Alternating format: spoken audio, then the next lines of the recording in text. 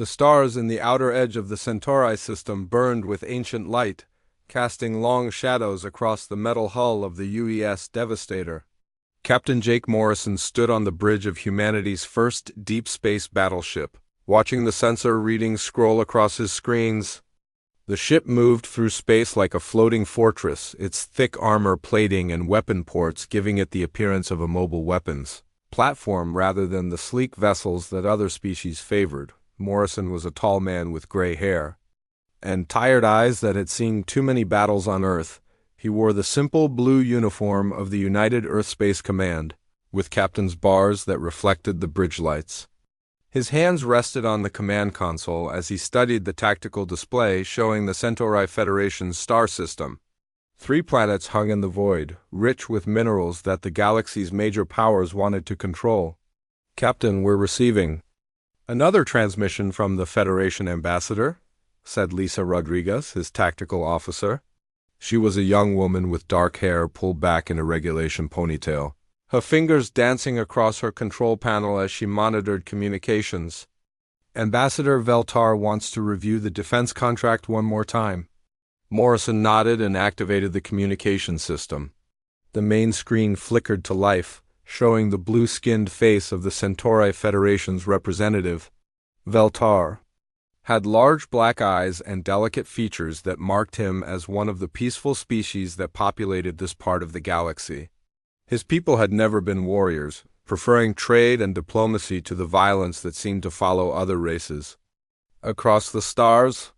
"Captain Morrison," Veltar said, his voice carrying the musical quality that all Centauri possessed. "I must express my people's gratitude for your willingness to help us. The Zephyrian Empire has given us only days to surrender our worlds, and we have nowhere else to turn." Morrison studied the alien's face on the screen. "Ambassador, my government has reviewed your contract offer. We understand the situation. The Zephyrians want your mineral rights, and you're not willing to give them up without a fight." "That is correct," Veltar replied. "Our worlds have been independent for over 2,000 years. We will not become subjects of the Empire without resistance. But I must ask, Captain, are you certain that one human ship can stand against the Zephyrian fleet? Their reputation for military excellence is known throughout the galaxy." Morrison allowed himself a small smile. "Ambassador, you hired us because we're something new in this part of space. The Zephyrians have never fought humans before.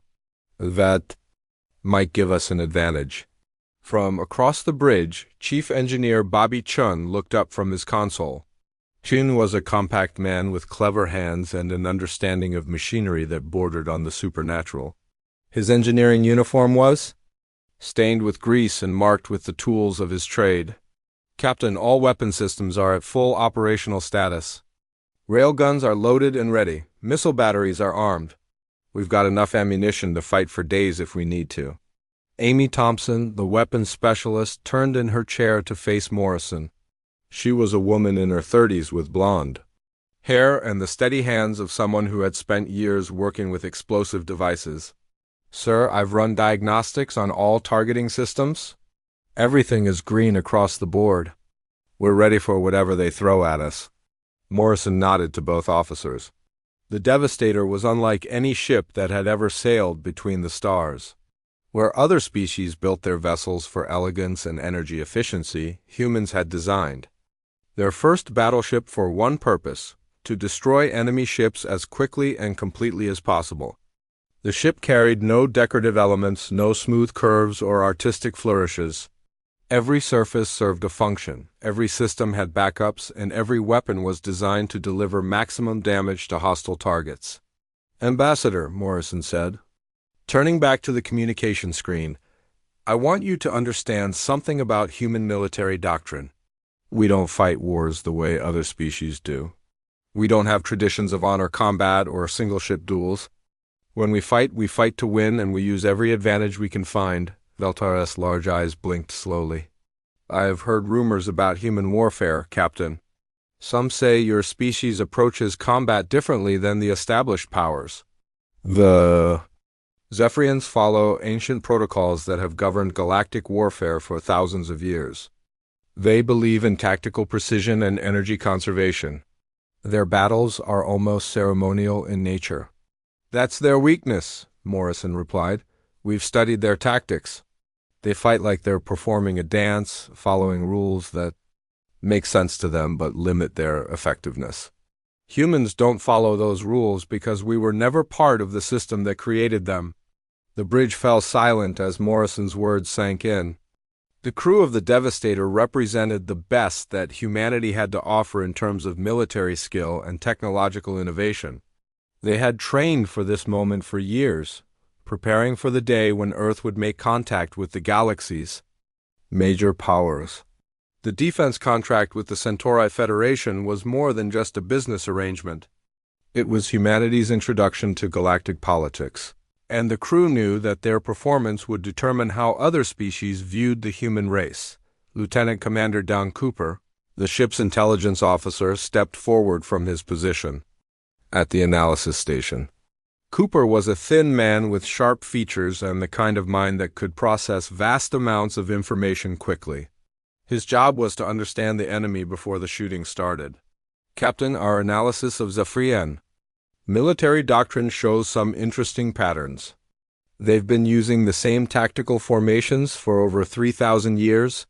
Their ships are built for energy-based combat, with shields designed to deflect plasma weapons and laser arrays. Morrison turned to face Cooper. What about their response to kinetic weapons? Cooper smiled grimly. Sir, they've never faced an enemy that uses projectile weapons in space combat. Their shields are optimized for energy absorption and deflection. Solid objects traveling at high velocity represent a completely different threat profile. Amy Thompson leaned forward in her chair. Captain, that means our railguns and missile systems will be fighting against defenses that weren't designed to stop them. It's like bringing a gun to a sword fight. Exactly, Morrison said. The Zephyrians have spent millennia perfecting their approach to space combat. They're probably the best in the galaxy at what they do. Unfortunately for them, what they do and what we do are completely different things. The ship's communication system chimed, and Lisa Rodriguez looked up from her console. Captain, we're receiving a long-range transmission. It's from the Zephyrian fleet. They're entering the system. Morrison felt the familiar tightness in his chest that came before combat. He had fought in the resource wars on Earth, commanded ships in the asteroid belt conflicts, and led ground forces in the pacification of the outer colonies. But this was different. This time, he wasn't fighting other humans who understood the same rules of warfare. This time, he was facing an alien empire that had conquered 47 star systems and never lost a major battle. Put it on screen.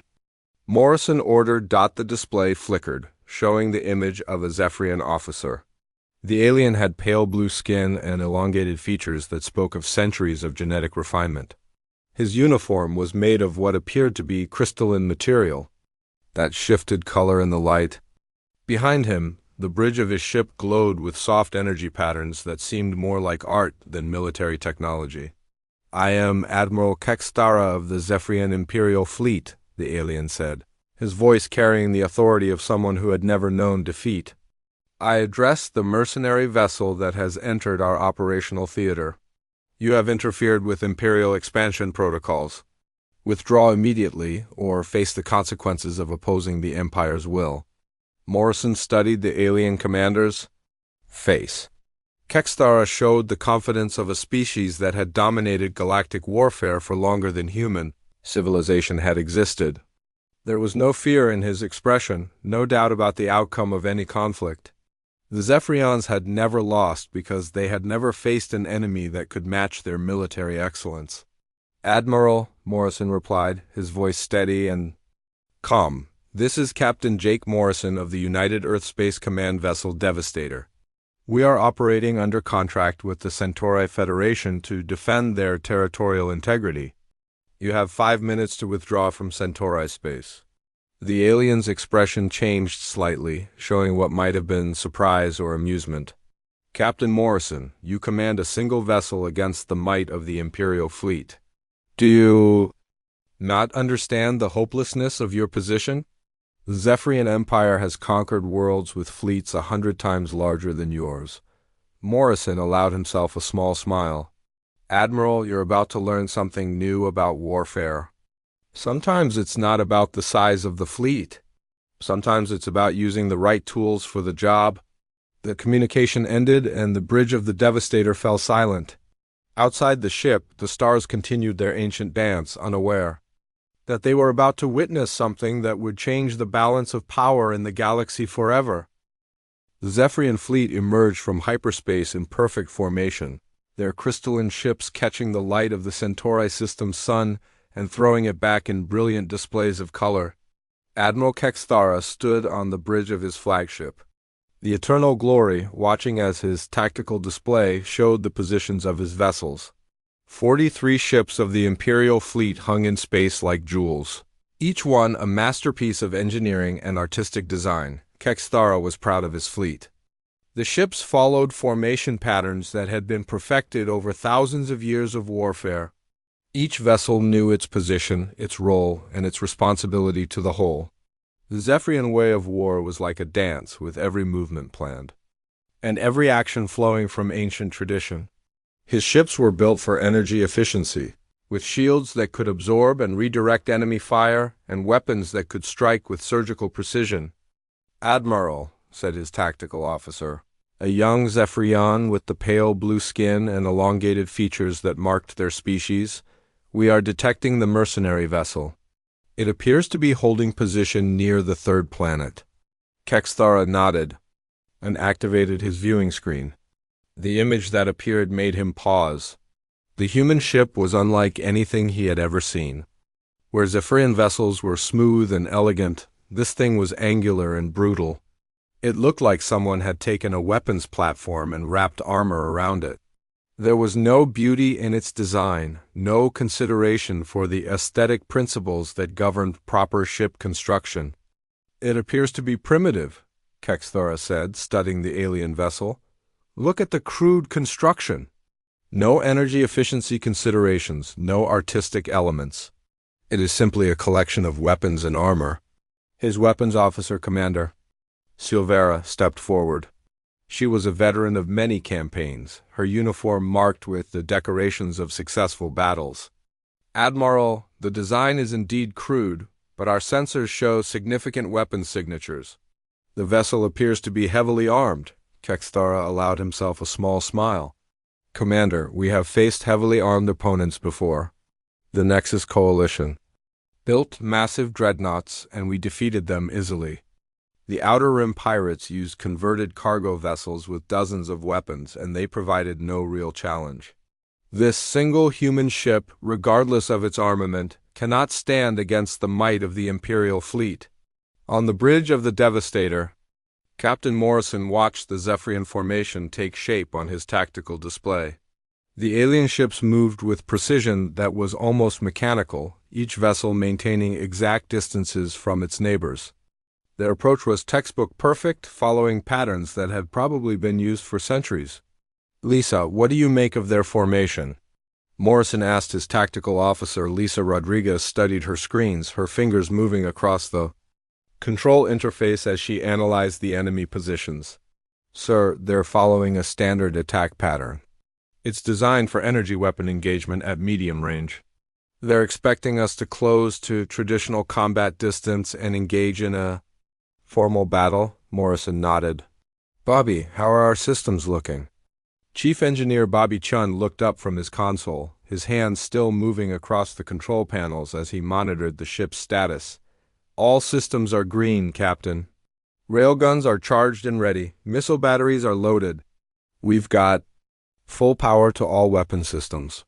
Amy Thompson, the weapons specialist, turned in her chair to face Morrison. "Sir, I've got targeting solutions on all enemy vessels. Their formation is actually working against them. They're bunched up tight, which means splash damage from our missiles will be more effective." Morrison studied the tactical display.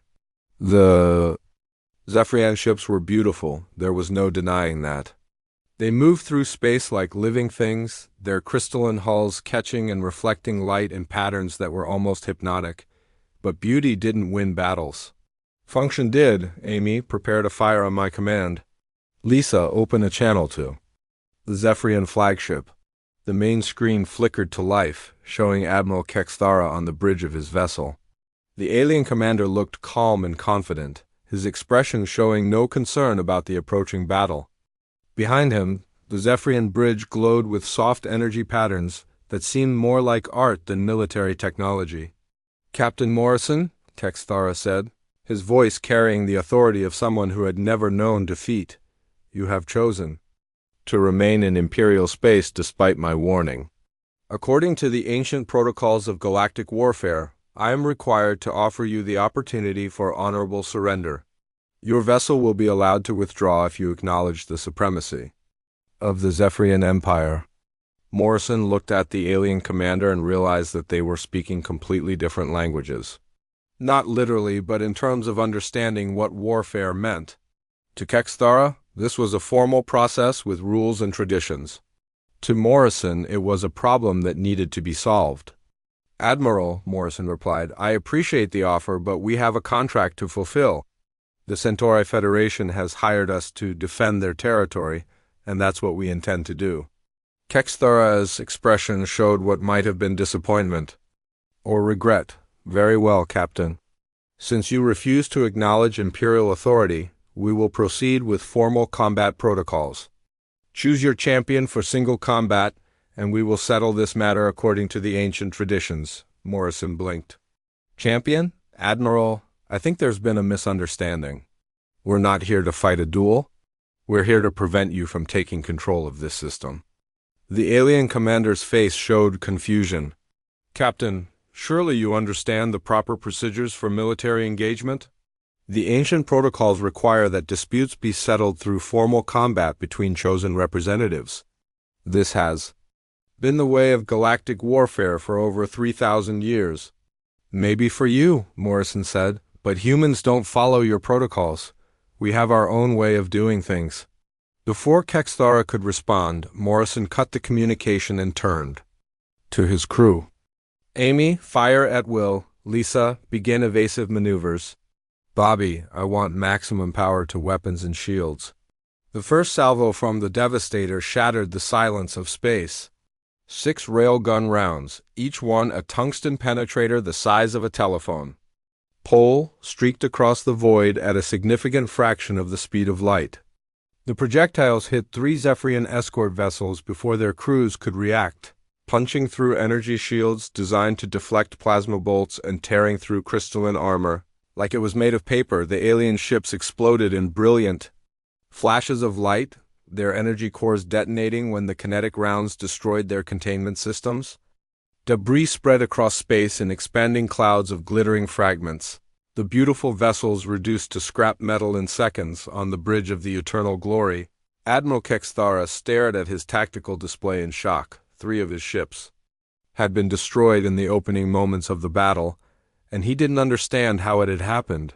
The human weapon signatures were completely unfamiliar, and the damage patterns made no sense. "Report," he commanded, his voice tight with confusion and growing alarm. "Admiral," his tactical officer said, his voice shaking, "the enemy appears to be using solid projectiles instead of energy weapons. Our shields are designed to deflect plasma and laser fire, not physical objects traveling at high velocity." Kexthara felt something he had never experienced before in battle: uncertainty. The humans weren't following any of the established rules of warfare.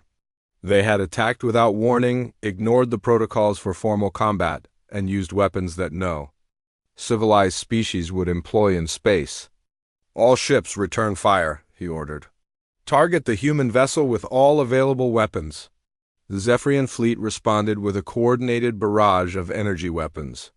Plasma bolts and laser arrays struck the Devastator's hull, lighting up the human ship's shields in brilliant displays of energy absorption. For a moment, it seemed like the traditional weapons might be effective against the crude alien vessel, but the human ship didn't slow down or change course. Instead, it launched a swarm of missiles that spread out across space like a cloud of angry insects.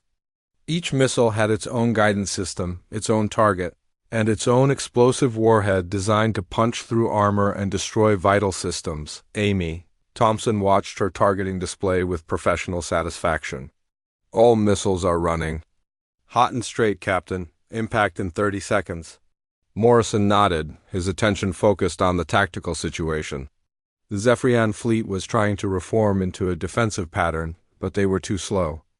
Their beautiful formations were designed for energy weapon combat at predetermined ranges, not for dealing with multiple incoming threats that could change course and target different ships. Lisa, take us closer to their formation. I want to give them a good look at what human engineering can do. The Devastator accelerated toward the enemy fleet, its engines pushing the massive vessel forward with power that came from human, industrial technology rather than the elegant energy systems that other species preferred. The ship's hull shook as more enemy fire struck the shields, but the human vessel continued its advance. The missiles reached their targets and space filled with explosions.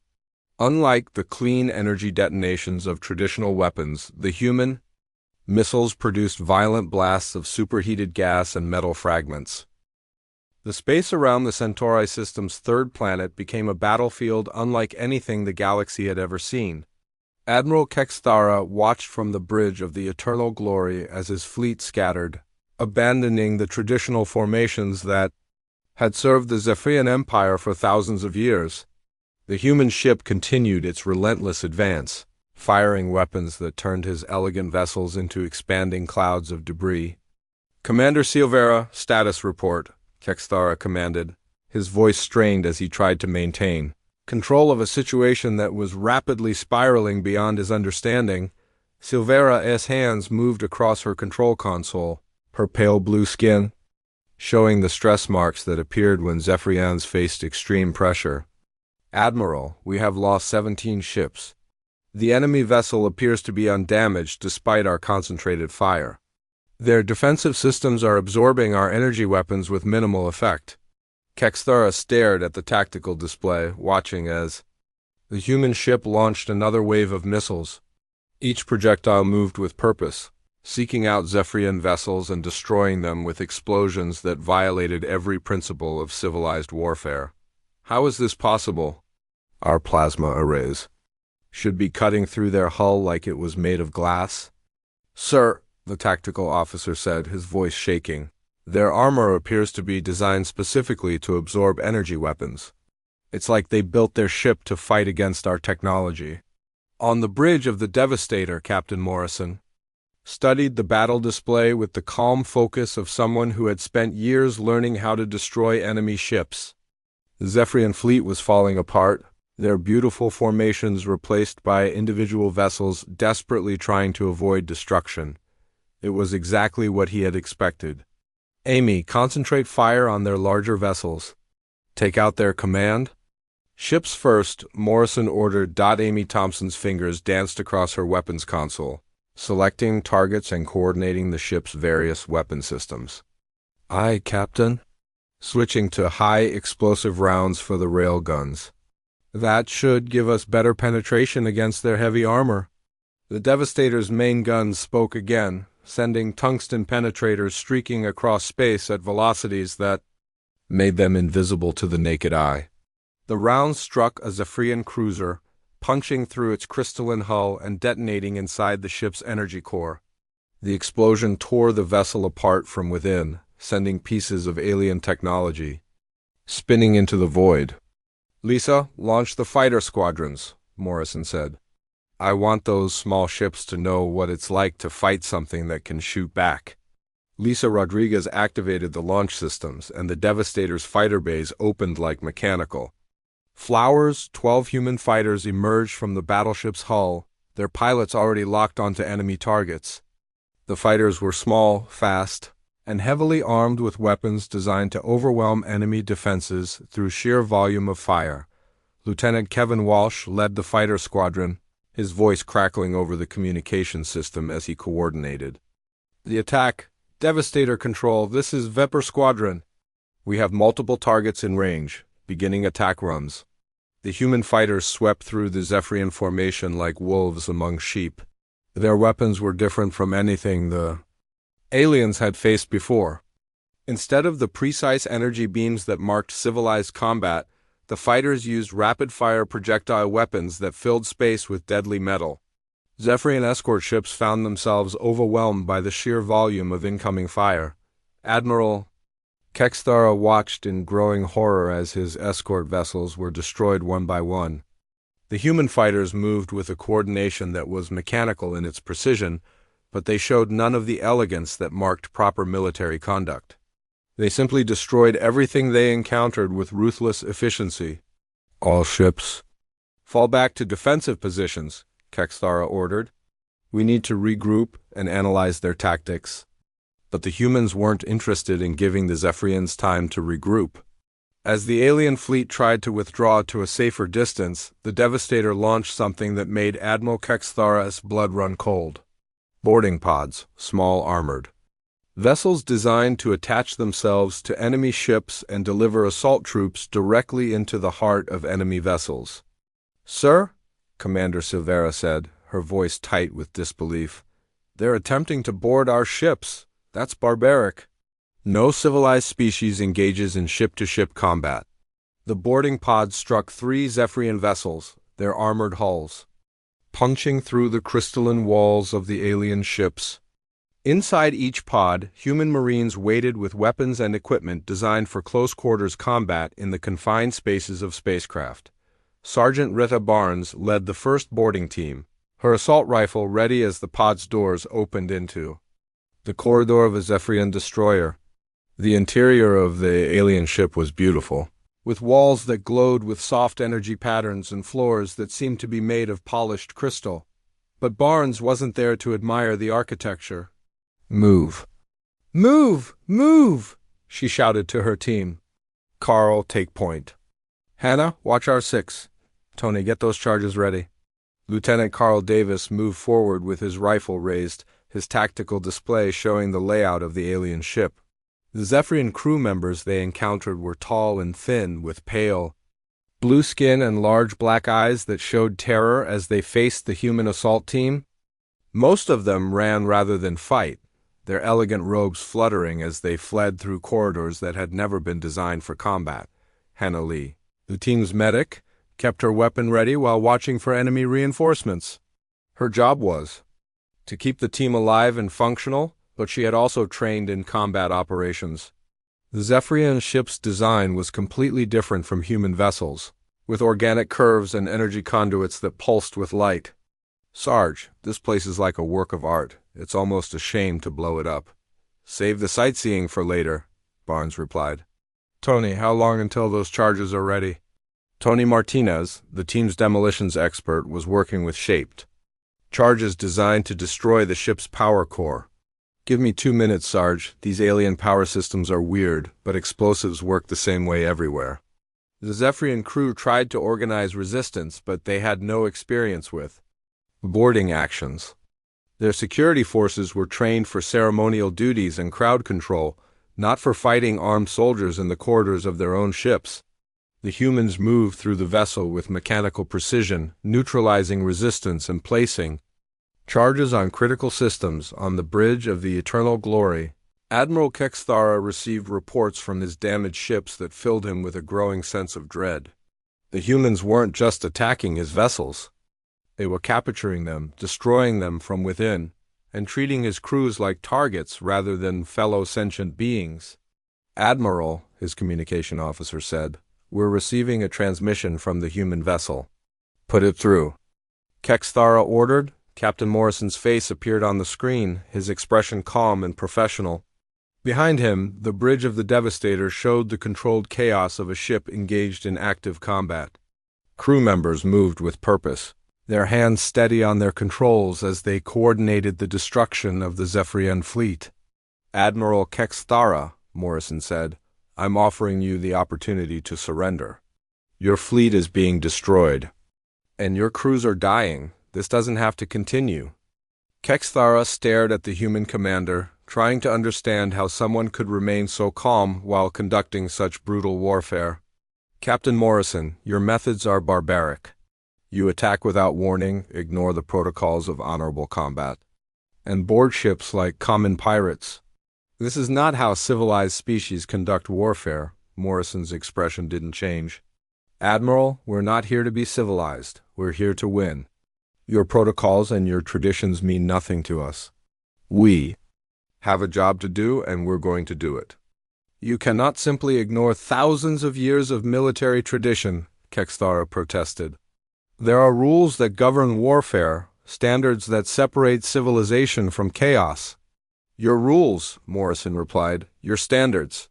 Humans weren't part of the system that created them, so we don't feel bound by them. We fight to achieve our objectives, and we use whatever methods are most effective. The communication ended, leaving Kexthara staring at a blank screen. Around him, his bridge crew looked to him for orders, but he had no idea what to tell them.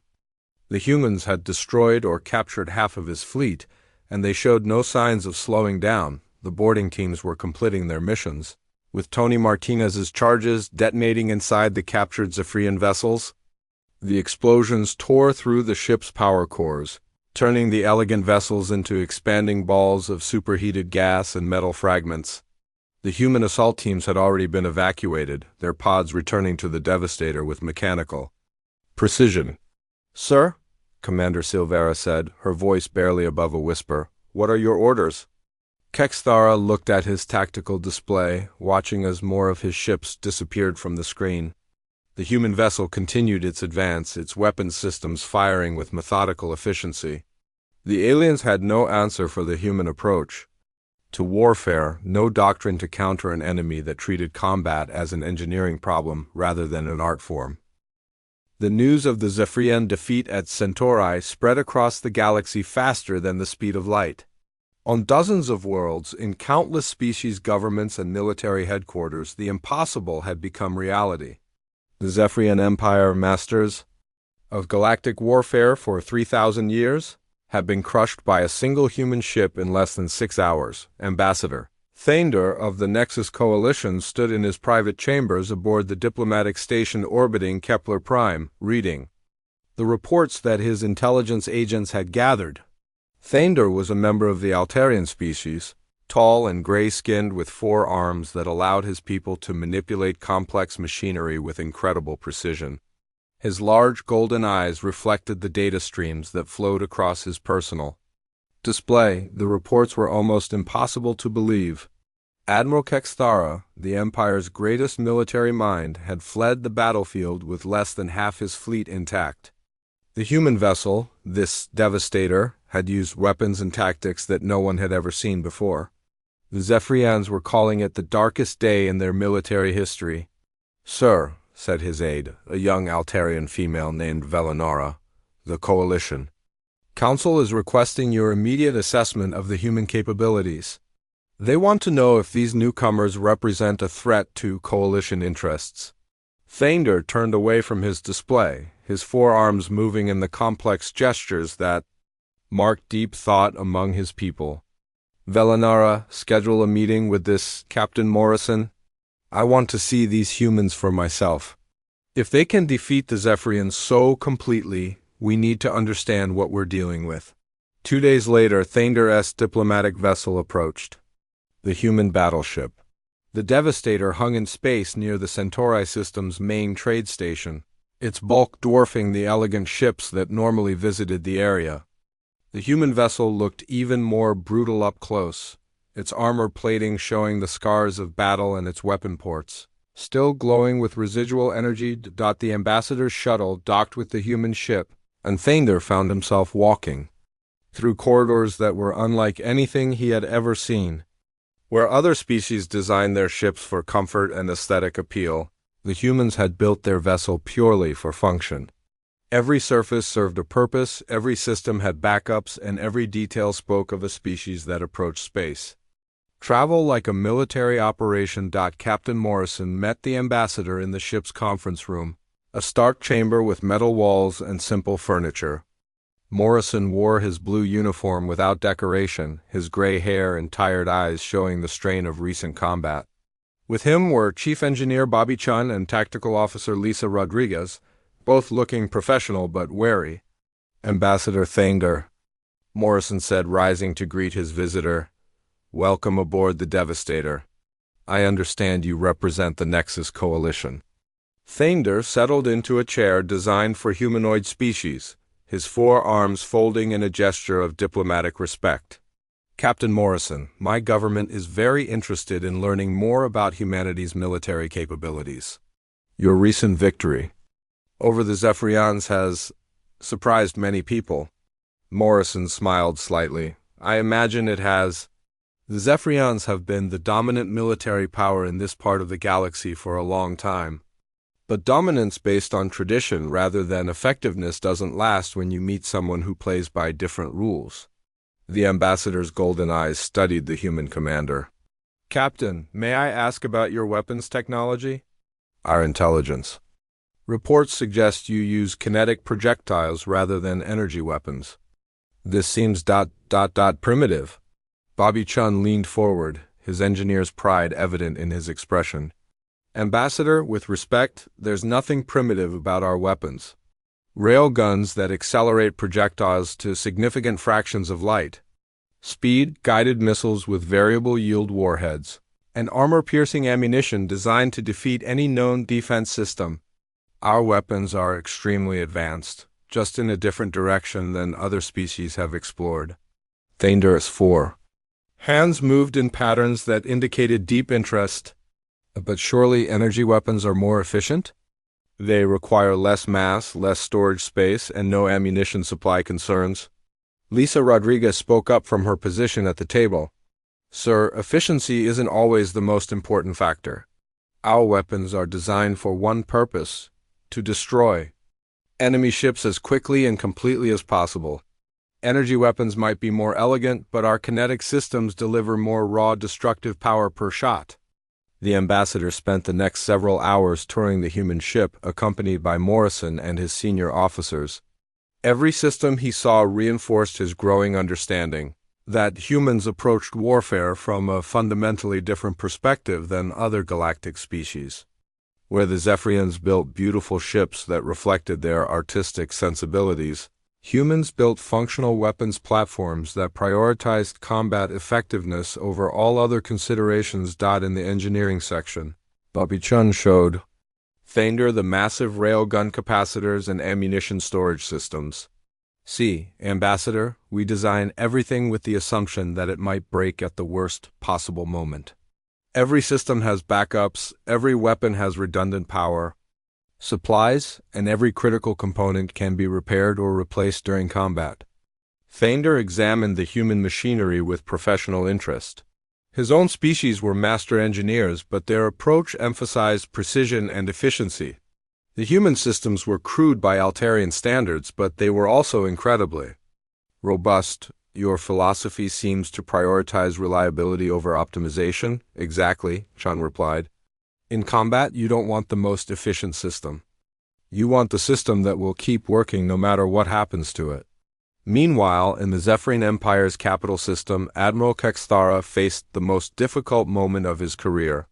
He stood before the Imperial Council, the governing body of the Empire, trying to explain how he had lost half his fleet to a single enemy vessel. The council chamber was a masterpiece of Zephyrian architecture, with crystalline walls that captured and reflected light in patterns that spoke of thousands of years of artistic development. Emperor Thexandros, ruler of the Zephyrian Empire, sat on his throne of living crystal, his pale blue skin showing the stress patterns that appeared when their species faced extreme pressure. Around him, the council members whispered among themselves, their elegant robes rustling as they discussed the implications of the defeat. Admiral Kexthara, the Emperor said, his voice carrying the authority of absolute power, explained to us how the Empire's finest fleet was defeated by barbarians from the Outer Rim. Kexthara straightened his shoulders, trying to maintain the dignity that befitted his rank. Your Imperial Majesty, the humans do not fight according to any recognized protocols. They use weapons designed purely for destruction, with no consideration for the artistic or cultural aspects of warfare. Their tactics are brutal and without honor. Council member Dorvex, an elderly Zephyrian with decorations marking centuries of military service, leaned forward. Admiral, are you saying that barbarity defeated imperial excellence? That crude weapons overcame our advanced technology? No, honored counselor, Kexthara replied.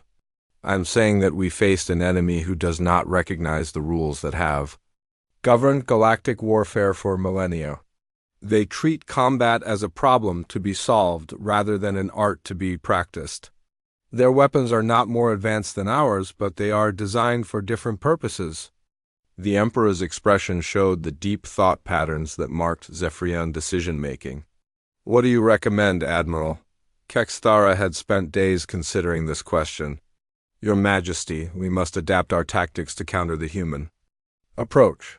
This will require abandoning some of our traditional methods and adopting strategies that may seem uncivilized. The council chamber fell silent as the implications of this statement sank in.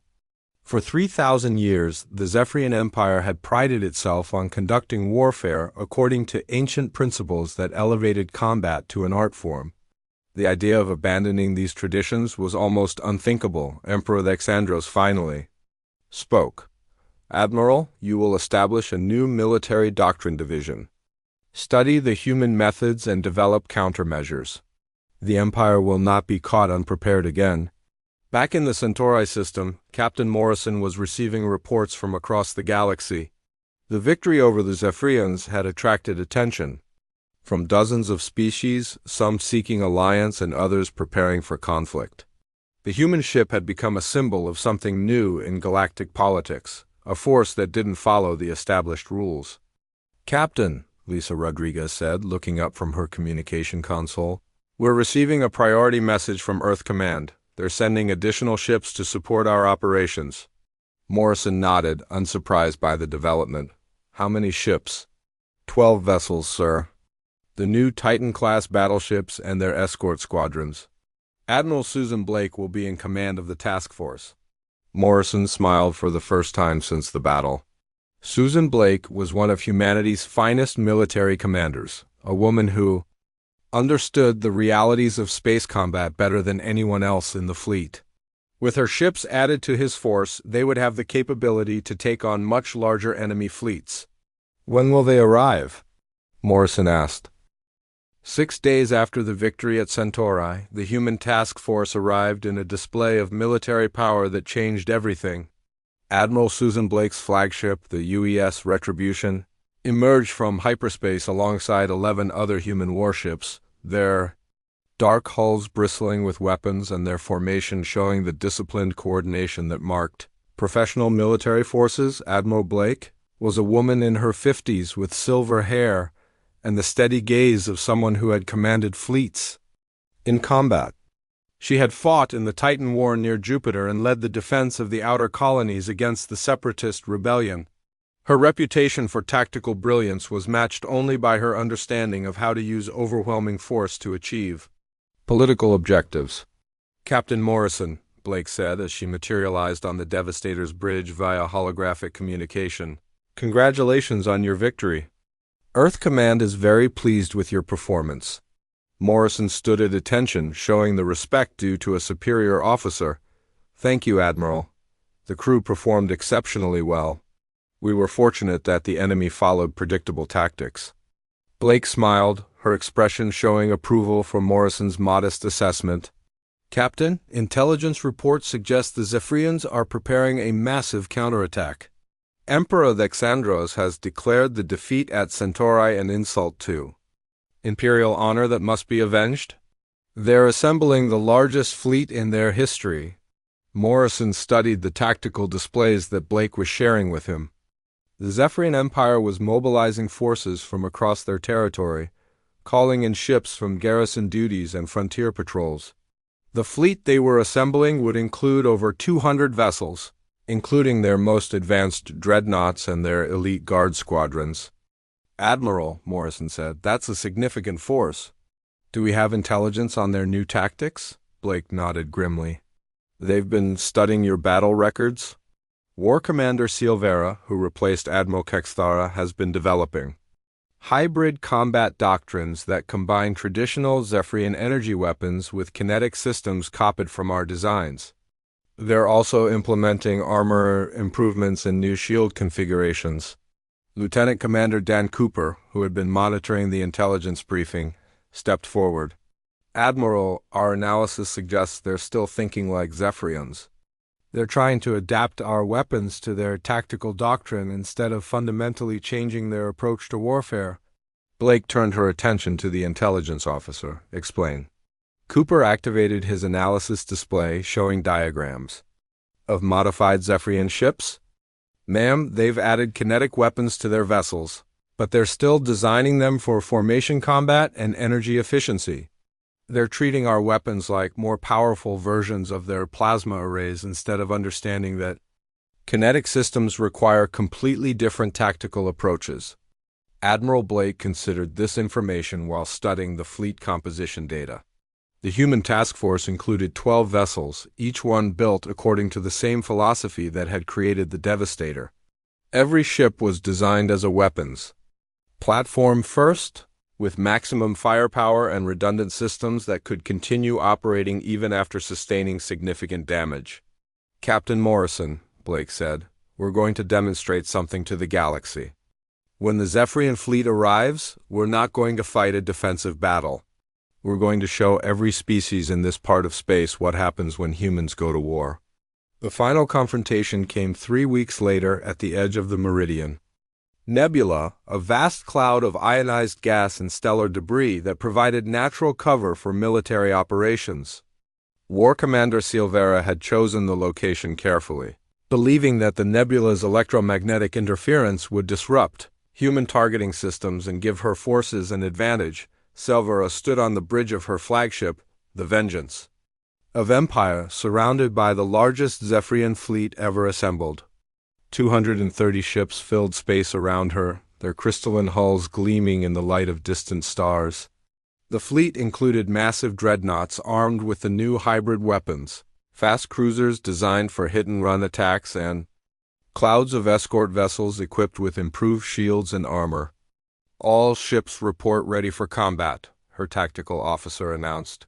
The new weapon systems are charged and operational. The fleet is prepared to engage the human forces.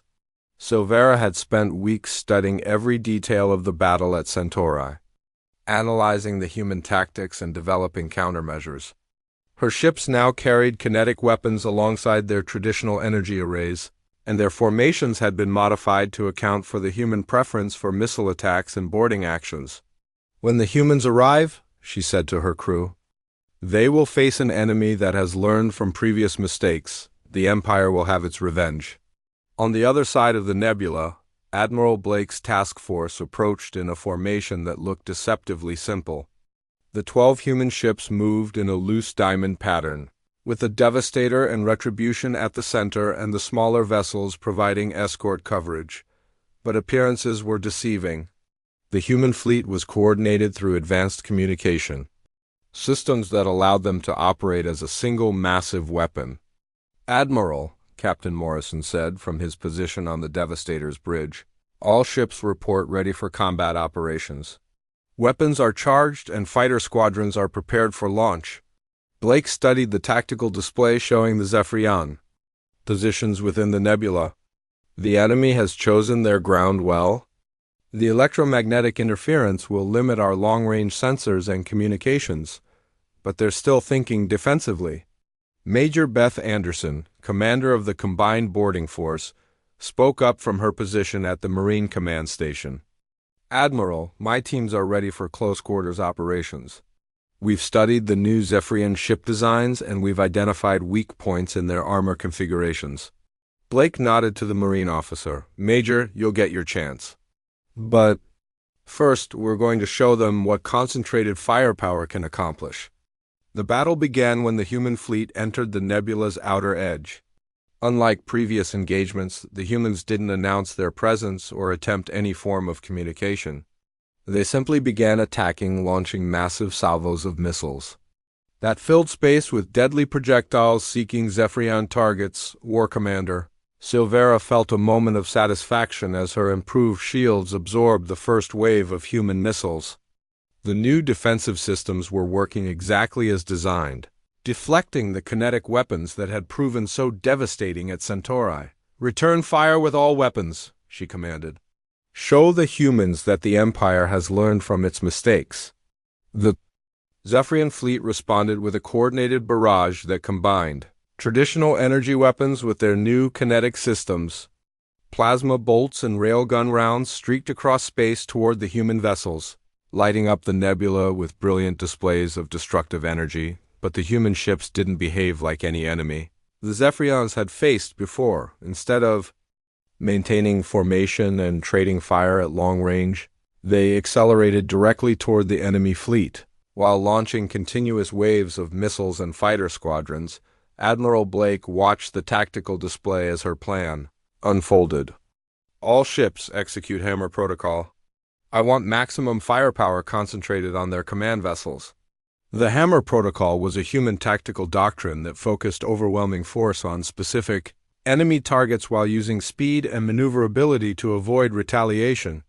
The 12 human ships moved through the nebula like a pack of hunters, their weapon systems firing in carefully coordinated patterns that overwhelmed individual Zephyrian vessels. Captain Morrison coordinated the Devastator's attack on a Zephyrian dreadnought, his crew working with mechanical precision to deliver maximum damage. Amy, concentrate all railguns on their forward section. Bobby, give me everything the engines can handle. Lisa, prepare boarding pods for launch. The human attack was unlike anything War Commander Silvera had expected. Her forces outnumbered the enemy fleet by almost 20-1, but the humans were systematically destroying her ships faster than she could respond. The new hybrid weapons were effective, but they couldn't match the sheer volume of fire that the human vessels could deliver. All ships, converge on the human flagship, Silvera ordered. We must concentrate our forces to overcome their firepower advantage, but the humans had anticipated this response. As the Zephyrian fleet moved to surround the Retribution, Admiral Blake's other ships emerged from the nebula's gas clouds like predators springing in ambush. The human vessels had used the electromagnetic interference to mask their positions, turning the Zephyrians' chosen battlefield against them. The final phase of the battle lasted less than 2 hours.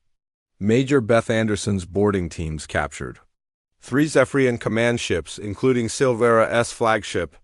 Lieutenant Colonel Frank Rivera led assault forces that disabled the enemy fleet's coordination systems, leaving individual ships fighting without central command. When the shooting stopped, over half of the Zephyrian fleet had been destroyed or captured.